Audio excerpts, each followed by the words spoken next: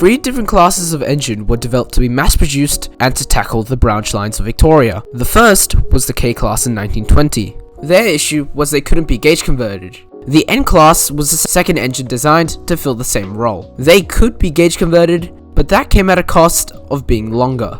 So in the 1950s, the J-Class was developed, which could be gauge converted and were the same length as the K-Class. I've already covered the J and K-Class in separate videos, so let's finish the 3 off with the N-Class. Early life. In 1923, the VR took the suggestions mandated by the Royal Commission of Uniform Rail Gauges. This meant the VR now had to design locomotives which could be gauge converted to the New South Wales standard gauge. This was done just in case the VR were to convert all their rail lines to standard gauge. The K-Class designed for branch line work couldn't be gauge converted as the boilers were mounted between the frames. So the VR designed another locomotive which could be converted. This was the N-Class. They featured the same wheels, cylinders, and motion. I'll talk about the differences later. However, the similarities with the N and K would come in handy in preservation. The first batch of 20 were constructed at Newport workshops between 1925 and 1928. A second batch of 10 followed 2 years later, from 1930 to 1931. These were numbered N110 to 139. However, they would be renumbered in the 1950s. The N-Class had an axle load almost as light as the K-Class, so they were permitted to travel along most of the Victorian railway network.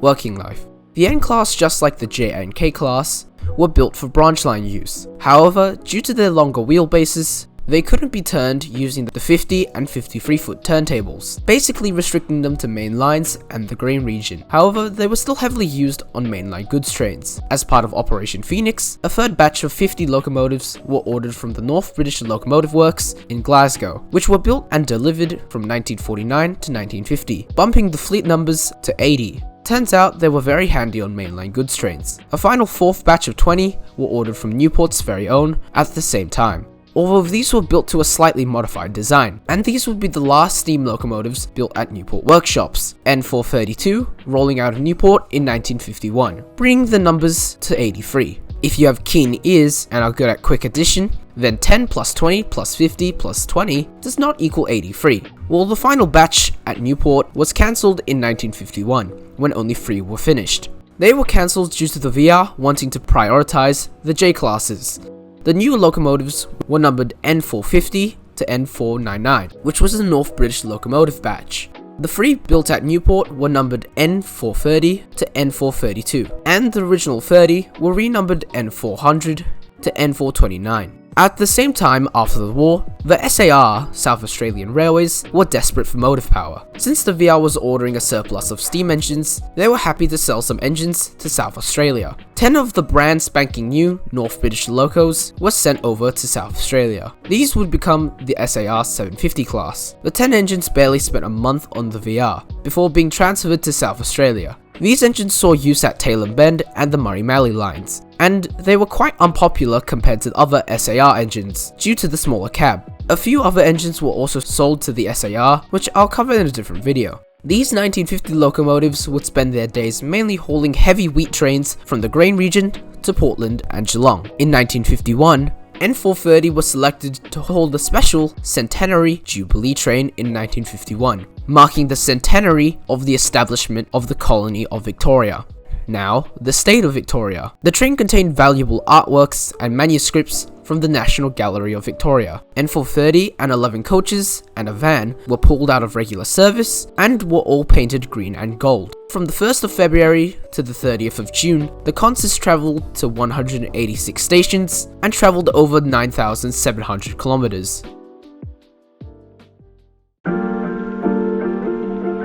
Design.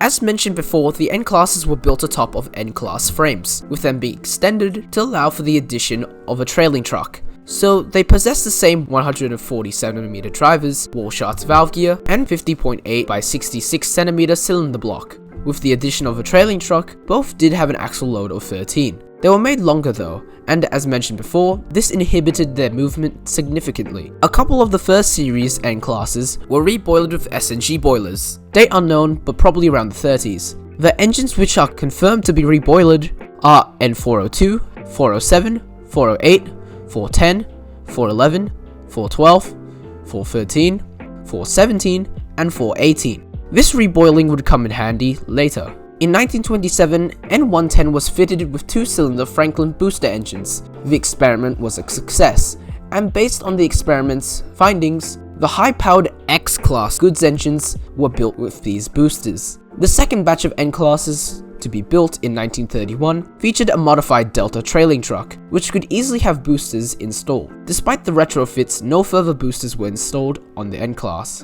In 1945, N110's boosters were removed and fitted to one of the non-boosted equipped X-classes. I'm not sure which one. In 1936, the guinea pig for experiments, N110, was selected to receive the modified front end improvements, which was a series of modifications to improve cylinder back pressure and drafting.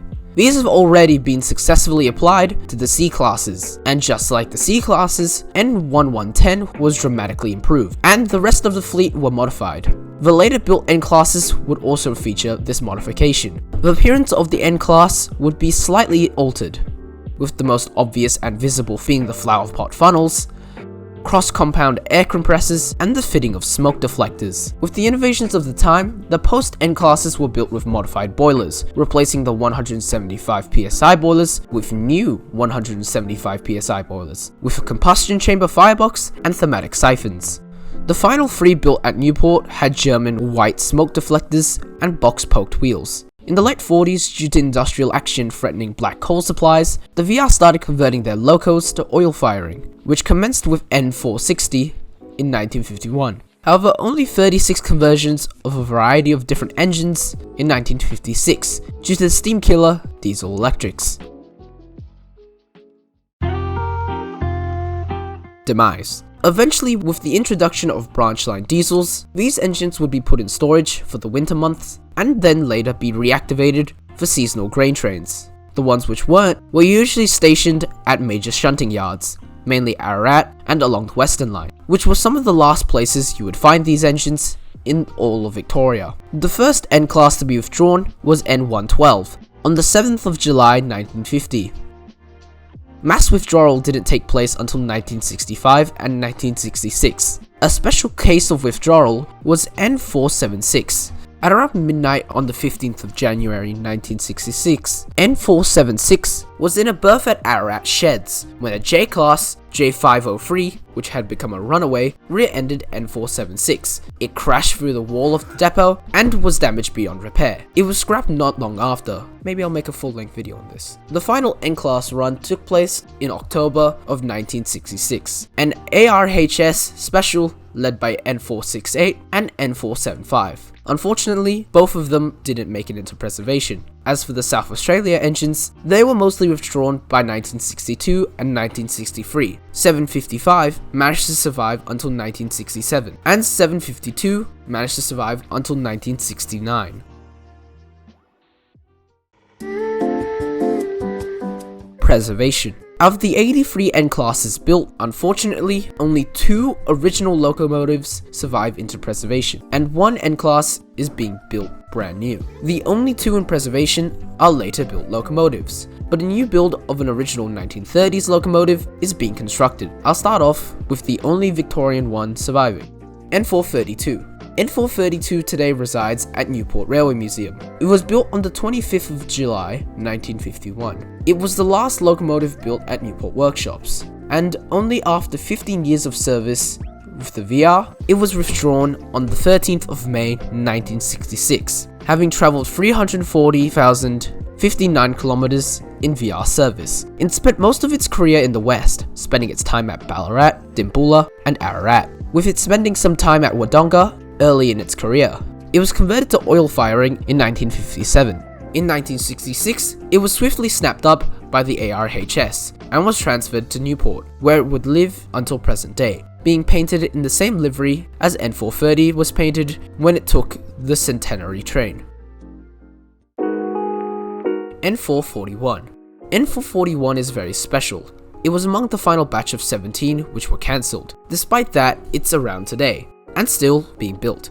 That's because it's being built by volunteers, by the N441 Restoration Project. Back in 1951, N441 would have been built just like N432. However, today, it's being built just like the first series of N-Class steam locomotives, with the fully covered smoke deflectors and standard VR wheels. The main reason for it being an older style N-Class is A, no 30s N-Classes survive into preservation, and B, it's being built off the frames, wheels, and cylinders of locomotive K154. Since the frames of an N and K are so similar, all the restoration group had to do for the frames was acquire a K-Class, modify the frames, move the air brake gear, and add a trailing truck, and that's the frames done. So how exactly was K154 frames acquired?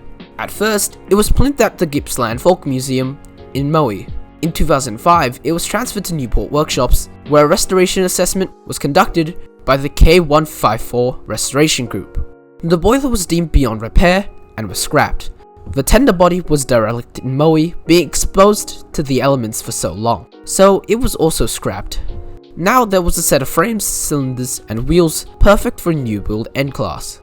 The N441 project would be based out of Road 8 of Newport for the next few years. Now, what to do with the heart of the locomotive, the boiler? Luckily for the project, 6 new NSG boilers in various states of construction have been sitting around Newport doing nothing. Other boilers were also dotted around the state, Maui, Mildura, and Swan Hill. All of these boilers were inspected, and VR boiler number 2250 was selected as the perfect candidate, formerly located at Swan Hill. It was purchased and transported back to Newport, and with the replacement of a few boiler studs and other bits and bobs, it was perfect. In 2014, the project grinded to a halt when all of N441's components were moved behind Road 8 into Lot 100, which has restricted access. In 2016, the group found a new location for the project, the Traralgon Roundhouse. The roundhouse did need a lot of upgrading before it could be used, and those works were completed last year in 2023. In the same year, an ACN tender was recovered from Ravenswood, tender number 933, which had been used mostly on A2s throughout its entire life. But N-Classes used the same type of tender. It was in remarkably good condition, so it was purchased and was transported to Traralgon, where there was a suitable underframe partner to go along with it. Currently, some of N441's parts are still sitting in Lot 100 at Newport, awaiting transportation.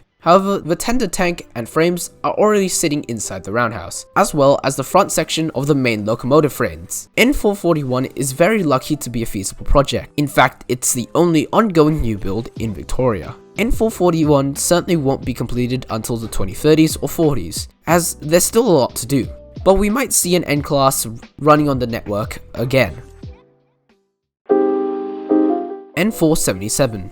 N477, also known as SAR number 752, entered service on the 16th of February 1951. It was in service for 8 days before being withdrawn on the 24th. It was shipped over to South Australia and was put in service as 752 on the 2nd of March. Just like its classmates, it would have been stationed at Tailem Bend and the Murray Mallee.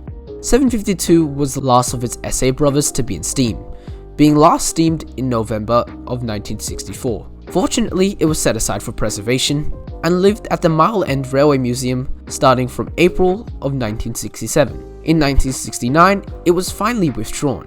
I'm guessing someone forgot to sign the papers for 2 years. It and all other exhibits got transferred to the Port Dock Museum in 1988, and that's where it lives today. Thanks for watching this video about the N-Class. I hope you all enjoyed it. Please leave a like and subscribe, and if you have any other suggestions, leave them in the comments below, and I'll see you all later.